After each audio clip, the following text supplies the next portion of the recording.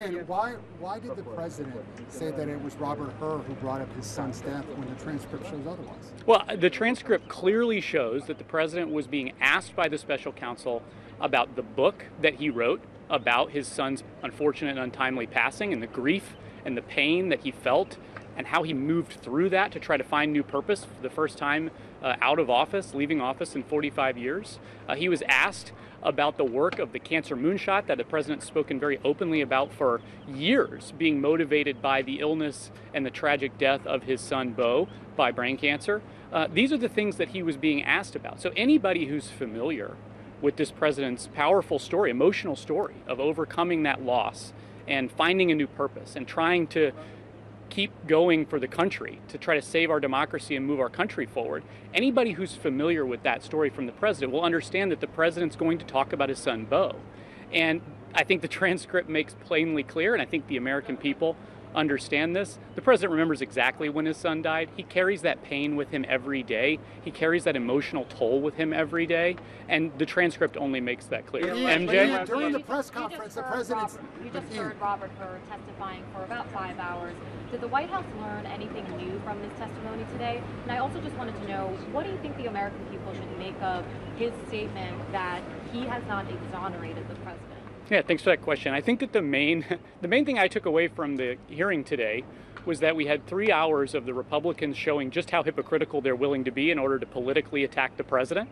At the same time, that they and the Democrats and the special counsel himself laid bare exactly why there is no case here. The case is closed, the evidence did not support bringing charges, and it's over, and it's time to move on. Sir. And the question that you asked about him claiming that he didn't exonerate the president, I mentioned this before. We have a presumption of innocence in this country. The job of a prosecutor is simple. It is binary. I heard the special counsel say that today.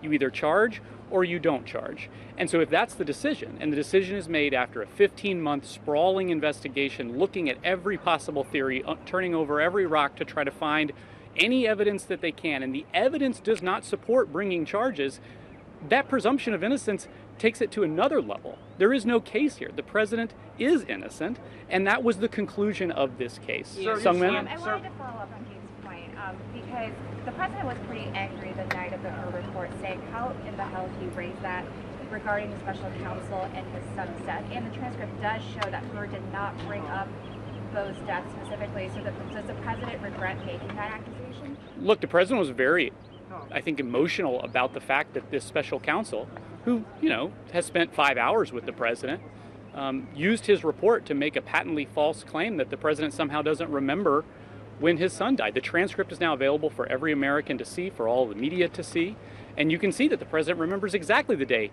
his son died. He thought it was outrageous and inappropriate for that report to include such an inappropriate and extraneous comment like that, especially when it's clear that he says the day his son died. And so I think that you saw the anger and emotional reaction of a father who still experiences the pain of that loss every single day. And I think that it's not just us who have said it, it's not just others who have said it, it's former leadership at the Justice Department, former Attorney General, the former Deputy Attorney General, who have said that exact comment being in that report was inappropriate. And so that's what the president was reacting to.